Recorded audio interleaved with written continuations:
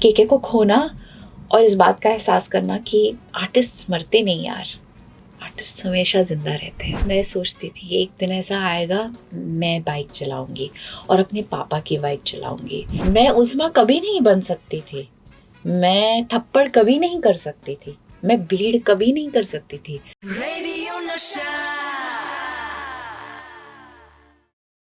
Hi, Pari हूँ मैं and you're watching us on Radio Nasha. Here to talk to somebody who is a brilliant actor, the warmest person, ये सब कहते हैं उनके बारे में. दिया Mirza, welcome to Radio Nasha. दिया. थैंक यू परी, आपने अपने आप को इंट्रोड्यूस किया तो मेरे दिमाग में वो गाना बज रहा था। परी हूँ परी हूँ मैं.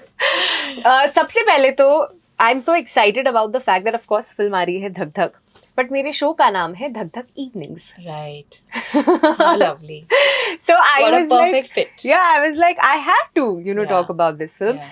ट्रेलर ड्रॉप हो चुका है. ये कॉन्सेप्ट बड़ा एक्साइटिंग है. जैसा मैं आपसे कह रही थी, जब मुझे पता चला था there is a concept like this where there are 4 women on a bike riding a bike, I was like 4 women, wow. not on one bike, on 4 bikes. On 4 different bikes. I was very interested in the concept. मुझे लगा कि wow, ये ऐसा हुआ नहीं है. जब आपके पास ये फिल्म आई, मेरी भी यही फीलिंग थी, वाओ ऐसा हुआ नहीं है. और फिर जब स्क्रिप्ट पढ़ी तो ऐसे लगा कि वाओ वाओ वाओ, ऐसा तो बिल्कुल नहीं हुआ है.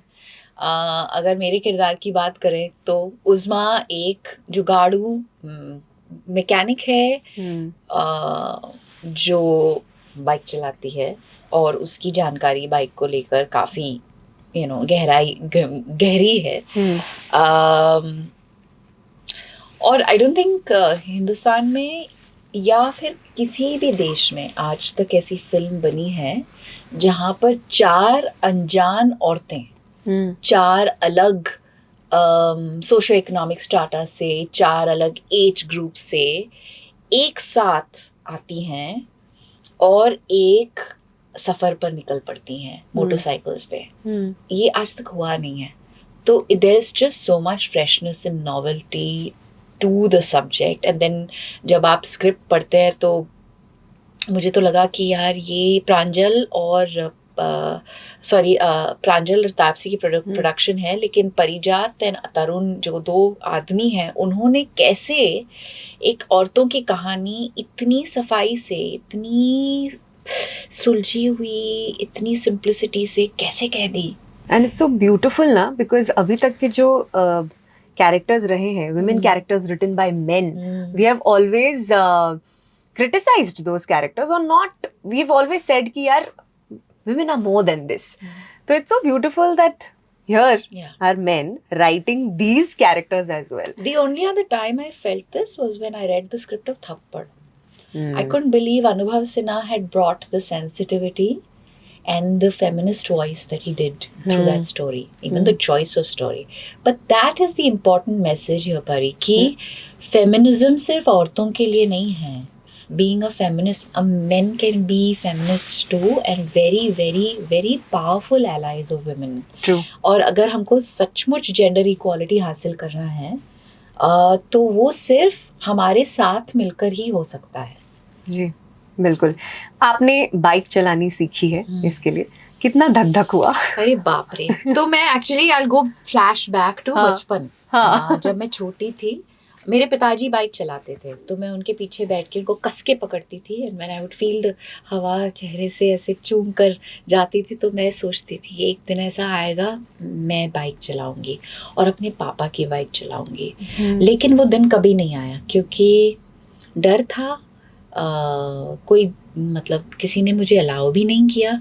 मॉम हमेशा कहती थी गिर जाओगी, चोट लग जाएगी, मत करो. एंड देन फाइनली जब ये फिल्म मेरे पास आई तो मुझे I was even more excited क्योंकि मुझे अभी तक पता था कि now I have no excuses, I have to get on that bike. And it's such a transformative moment जब आप अपने खौफ को के साथ मिलकर, उसके साथ बैठकर, सांस लेकर उसे छोड़ देते हैं. उससे छुटकारा मिल जाता है. How liberating.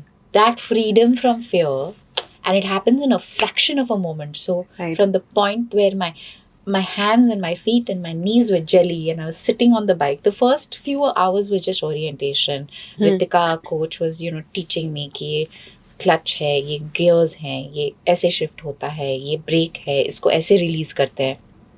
फिर जब वो हम दोनों बैठे, वो मेरी पीछे बैठी थी, मैं आगे बैठी थी, 18 मिनट के अंदर उसने अपना हाथ पूरी तरह से छोड़ दिया था और बाइक मैं चला रही थी. 18 minutes? Yes, and within half an hour I was riding solo.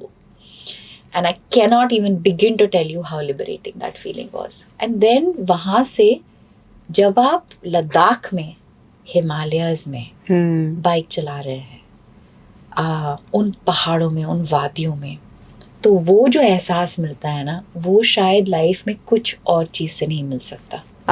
So relatable, क्योंकि मेरे डैड हमेशा से बुलेट चलाते हैं. तो बचपन से मैंने देखा है पापा को, तो कहीं ना कहीं मुझे था कि मुझे भी चलानी है, बाइक. एक बार मैंने चलाई है bike, but like full fledged. So I had romanticised this कि मैं लेदर जैकेट पहनूंगी, ब्लैक लेदर जैकेट. बुर्खा पहन के तो मैं तो बुर्खा पहन के चढ़ गई बाइक पे. But see, that's the thing, right? और सलवार कमीज में. And there's so many riders. There are so many women जिनकी कहानियां मैं Instagram पर देखती हूँ, YouTube पर देखती हूँ, जो फीमेल राइडर्स हैं. क्या क्या औरतें हैं ये, क्या काम करती हैं, क्या कमाल की चीजें करती हैं अपनी राइडिंग के साथ. So they're not just riders. They are change makers. It's True. Amazing. Yeah. Oh my God, I am more excited. अब मुझे चलानी है bike. I want to do this. But सबको ट्रेलर देख के यही एहसास होता है ना कि मुझे खारदुंगला जाना है, मुझे बाइक चलानी है. वहाँ का टूरिज्म बढ़ने वाला है अब. And बाइक की सेल्स बढ़ने वाली है. Yeah, but I hope people are responsible because that's what we need more than anything else. Of course. You were talking about how 4 different, women have come together. I'm sure as people also, कितनी different औरतें हैं ये, right? Actors. Ratna ji, Fatima, Sanjana. How brilliant are they as women? Especially Ratna ji. Yeah. Even she has learned how to ride the bike, right? At 62. At 62. तो ये इनके साथ कैसा experience था आपका individually? Well, they're all amazing, and it was so exciting to discover them, their individual, their authenticity, their personalities. Ratna जी को मैं पहले से जानती हूँ क्योंकि हमने थप्पड़ पे काम किया था एक साथ. उनके साथ कुछ समय बिताने का तब मौका मिला था, लेकिन obviously धक धक के दौरान बहुत सारे ऐसे लम्हे थे जब हमने इतनी गहरी बातें की एक दूसरे के साथ, इतना कुछ उनसे सीखने को मिला. उनकी जो लाइफ एक्सपीरियंसेस है, like she says that when she was young she got no work. She would wait, and some of the best filmmakers would be sitting, घर पे बैठे होते थे और नसीर साहब के साथ ही अपनी फिल्में डिस्कस करते होते थे इतने पैशन के साथ, और वो इंतज़ार कर रही होती थी कि कोई मुझे कास्ट कर लेगा. और नसीर साहब हमेशा कहते थे कि तुम अपने स्किल पे ध्यान दो. There will be a time in your life when you'll just have a breakthrough. It's not necessary that it has to happen now. And she talks about how she's doing her life's best work now, in the last decade or so, where filmmakers are finally giving her opportunity to be and flourish in the parts that she's playing. So much to learn from her, and she's mad and she's bad and she's fun and she's she's a live wire. She's vocal and she's political and she's. वो कभी-कभी थोड़ा intimidating भी होता है ना? She is, and she's fierce because her energy is powerful. And Fatty is, my God, उसकी भी life story, उसकी journey. कितनी मतलब उतार चढ़ाव, the kind of experiences she's had, child artist होना, उसके बाद फिल्म से ब्रेक लेना, to be a successful child artist. She was one of the most loved child artists. She was cast in so many films. फिर consciously break लेना, फिर मतलब wedding photography करना क्योंकि आपको अपने bills pay करने हैं, and then finally on merit after standing in queue for months and years, doing auditions every day, getting a film like Dangal, and then breaking back into the business. And the struggles are real. And they're unique, and they are so. She's so inspiring, Fatty. And Sanjana, what an intelligent, vibrant, beautiful girl, वो सबसे बच्ची है हम चारों में से। Gen Z, the तो Gen Z. हाँ, जेन जी, तो उसकी वोकैबुलरी, उसके बोलने का ढंग, उसका चाल चलन, उसकी थिंकिंग, मैं बहुत क्यूरियस रहती थी। मैं उससे बड़े सवाल पूछते रहती थी कि तुमको इस बारे में कैसा लगता है, तुम इस बारे में। और हमारी एक सिंक्रोनिसिटी भी है, क्योंकि बहुत सारे किसी कॉजेज हैं जिससे मैं जुड़ी हुई हूँ, वो भी जुड़ी हुई है। She is really really working on girls education, she works with बाल रक्षा भारत, जिससे मैं भी जुड़ी हुई हूँ। तो हमारी बहुत सारी कॉमनैलिटीज़ हैं। लेकिन आई थिंक औरतों में जब फ्रेंडशिप्स होती हैं, हमें ये इस बात का एहसास होता है कि जब औरतें औरतों का साथ देती हैं तो हम अनस्टॉपेबल बन जाती हैं। हम सब एक ही हैं। हमारे वो हम चाहे कहीं से भी हो, किसी भी दुनिया का हिस्सा हो, जो पेट्रियार्की के बंदिशें हैं उनसे हम सब किसी ना किसी लेवल पर जूझ ही रहे होते हैं। वो चाहे सटली हो, इनविजिबल हो, इनडायरेक्ट हो, या इन योर फेस हो, वो हमारी लाइफ का हिस्सा बन ही जाती हैं। And it's a struggle every day, क्योंकि वो हमारी इंटरनलाइजेशंस को भी अफेक्ट करती हैं। राइट। लाइक मैं हमेशा कहती हूँ कि खौफ, डर एक इंटरजेनरेशनल एक्सपीरियंस है। हमारे मतलब कहते हैं ना वो एक हमारा इनहेरिटेंस होता है। बचपन से हमें सिखाया जाता है कि हम डरो जी, निगाहें नीचे रखो, मतलब इनसे डोंट टॉक टू स्ट्रेंजर्स। अपने obviously it comes from a place of love and protection, but it is based from fear. And I feel कि बहुत मेरे लाइफ का सबसे बड़ा धक धक मोमेंट तब रहा जब मैंने रियलाइज किया कि मेरी लाइफ की बहुत सारी decisions are based coming from a place of fear. और जिस दिन वो मुझे रियलाइज हुआ, मैंने अपने आप से कहा कि no, all my choices have to be born from a place of love. They cannot come from a place of fear, because then I'm cheating myself. मैं आपसे पूछने वाली थी आपकी धक धक मोमेंट के बारे में। मुझे ऐसा लगता है कि वो भी एक कितना बड़ा धक धक मोमेंट रहा होगा जब आप मिस एशिया पैसिफिक, राइट? तो वो भी मोमेंट, वो एक धक धक मोमेंट रहा होगा, राइट? एब्सोल्युटली। अकेले एक अनजान देश में, और मेरा पहला इंटरनेशनल ट्रैवल था वो, जब मैं अकेले वहाँ गई थी मनीला। और 36 इयर्स के बाद इंडिया ने ये खिताब जीता था।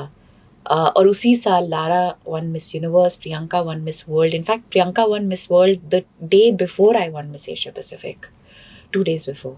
और मुझे तो ऐसे लगा था कि ये मुझे देंगे ही नहीं, even if I qualify, they're not going to give it to me because they've given it to India twice already. But we won. India won.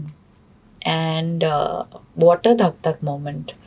Life altering for an 18-year-old. You know, I also feel this film is very inspiring, and it is also it shows change, क्योंकि जहाँ एक time पर a female could only be a heroine on screen, this is a film जहाँ पर there are 4 women, as you said, of different, you know, from different socioeconomic status, different age groups, which I think proves that वो जो चीज़ कहते थे ना कि एक female actor की शेल्फ लाइफ होती है इस इंडस्ट्री में, या फिर प्राइम जो होता है, I think we are beyond that, right? Yes, absolutely. वो बदल चुका है ना? Yeah, and it's taken our good conviction and our consistency and commitment towards the craft. It's taken for women like Tabu, for Shefali Shah, maybe at some level me, and many others in my age group, who said कि हमको काम करना है, हम जिंदगी भर काम करेंगे, हम मरते दम तक काम करेंगे, क्योंकि हमको काम से प्यार है। हम काम इसलिए करते हैं क्योंकि ये हमारा सबसे जिंदा दिली एहसास है। इससे मतलब हमको सब कुछ हमारी लाइफ का मतलब हर मोड़ हमारे काम से जुड़ा हुआ है। रत्ना जी says this, that the day I discovered that I am going to be an artist till the day I die, I realized that nobody can stop me from working, you know. And I think 80s 90s में unfortunately producers का या जो financiers था, उनका एक certain mindset आ गया था, जहाँ पे अगर लड़की की उम्र 23 साल से ज़्यादा हो गई तो then she is not suitable, heroine worthy. Then the whole thing, अब शादी हो गई, बच्चा हो गया, तो अब तो मतलब घर पे बैठेंगी, काम नहीं करेंगी, उनकी प्रायोरिटीज शिफ्ट हो जाती हैं। But I think now in the last decade, we've recognized the fact that you can be married, you can be a mother, and you can be a working person. आपने I think एक interview में कहा था कि I am a part time actor, हाँ. And मैं ये सोच रही थी कि आप कैसे, how have you made peace with this, because in an industry जहाँ पर it's like out of sight out of mind वाली इंडस्ट्री है ये, कैसे कैसे कर लेते आप ये? Because now my choices are not based from fear. ना जब मैं छोटी थी, when I was in my 20s, हमको बोला जाता था यही out of sight out of mind, तो साल के 5-6 फिल्म्स करो. हम तो मतलब पागल हो जाते थे, फिल्में करते रहते थे, सेट पे ही रहते थे, और खुशी मिलती है उससे, लेकिन फिर आप जीते नहीं हो. आपकी लाइफ एक्सपीरियंसेस बहुत कम हो जाती है, क्योंकि आप बहुत इंक्यूबेटेड एनवायरनमेंट में होते हो. You very protected, you live in a bubble, your sense of reality is very skewed. And I love being a part-time actor because it makes me a better artist. मैं उस्मा कभी नहीं बन सकती थी, मैं थप्पड़ कभी नहीं कर सकती थी, मैं भीड़ कभी नहीं कर सकती थी, अगर मेरी लाइफ एक्सपीरियंसेस जो आज तक रही हैं वो नहीं होती. And I feel filmmakers see that also, Pari. You know, today I know there's more interest in working with me than there was a decade ago. क्योंकि a decade ago perception क्या था? सुंदर लड़की है. Yes. उससे ज़्यादा कुछ नहीं था ना. आपका वजूद क्या है? आपकी आइडेंटिटी एक ही ट्रैजेक्टरी से नहीं लिमिट हो सकती. We are all limitless and we can't be one dimensional. It's very suffocating. आप डब्बे में कब तक बैठ सकते हो? True. You know, it's beautifully mentioned this, क्योंकि मैं आपसे पूछने वाली थी कि क्या ऐसा कभी था कि आपके फेस को एक्नॉलेज किया गया बट आपके माइंड को एक्नॉलेज नहीं किया गया? बहुत होता है, स्पेशली सुंदर लोगों के साथ, और स्पेशली अगर आप ब्यूटी टाइटल विनर होते हो तो लोगों को लगता है कि वो आपको बहुत बड़ा कॉम्प्लीमेंट दे रहे हैं जब आपको इंट्रोडक्शन में बोलते हैं कि beauty with brains. I find it very offensive. Everyone has intelligence. Yeah. Everyone has intelligence. And it is so disrespectful to our identity, our entity.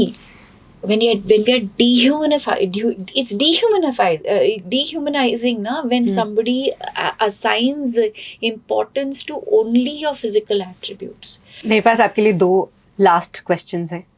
आपने स्पेशली अभी कुछ सालों में इतने सारे कैरेक्टर्स किए हैं, you always experimented with your choice of characters I think, but आज भी जब सबसे पहले लोग आपको रहना है तेरे दिल में के लिए याद करते हैं या उसके बारे में आपसे पूछते हैं, how does that make you feel? It makes me feel very good because I think you are blessed as an artist if there is even one film that an entirety of multiple generations can associate you with and remember you by. How special is that? Yeah. Because not everyone has it and everyone strives for it. So I'm very lucky. आज मैं जरा play करने वाली हूँ show पर. Yes, go for it. I have to say when KK passed away, हम लोग shoot कर रहे थे, मनाली में शूट कर रहे थे, and his voice has been a part of a lot of my films. But सच कह रहा है दीवाना is one of the most beautiful films songs from रहना है तेरे दिल में. और मैं चाहूँगी कि आप केके का ये गाना प्ले करें क्योंकि मेरा एक बहुत फॉन्ड एसोसिएशन है और धक धक के मेमोरीज का ये एक बहुत गहरा हिस्सा है. केके को खोना और इस बात का एहसास करना कि आर्टिस्ट मरते नहीं यार, आर्टिस्ट हमेशा जिंदा रहते हैं. True, that's so true. Goosebumps. एक आखिरी सवाल. मैं Taapsee has produced the film. I know. So no, मेरा question ये था कि मैंने उन्हें देखा है कि she's written the 4 heroes are out on this adventure. तो मुझे बड़ा अच्छा लगा when she used hero, okay, because हम उस वर्ड को आई थिंक कोई जेंडर अटैच नहीं कर रहे. Yeah, we shouldn't be assigning gender to that term because both genders, all genders are capable of being heroes. Yes. आपकी जिंदगी का हीरो कौन रहा है? मेरी माँ. मतलब 2 क्षण भी नहीं लगते ये सोच के बताने के लिए। मैं जो भी हूँ, मैं जिस तरह सोचती हूँ, I think just the fact that I can empathise is all thanks to my mother. और ये सबसे बड़ा हमारा सुपर पावर होता है, और ये सबके साथ सब में नहीं होता है। सिखाया जाता है एम्पैथी, और ये बहुत ज़रूरी है हर माँ को, हर बाप को, हर पेरेंट को अपने बच्चे को सिखाना। It's the most integral part of being a person, a good person. Right. I've just realized that it's so calming to talk to you. Yeah, है ना? मतलब it feels like वो सारी energies मैं ना interview में घुसी थी, yeah, धक.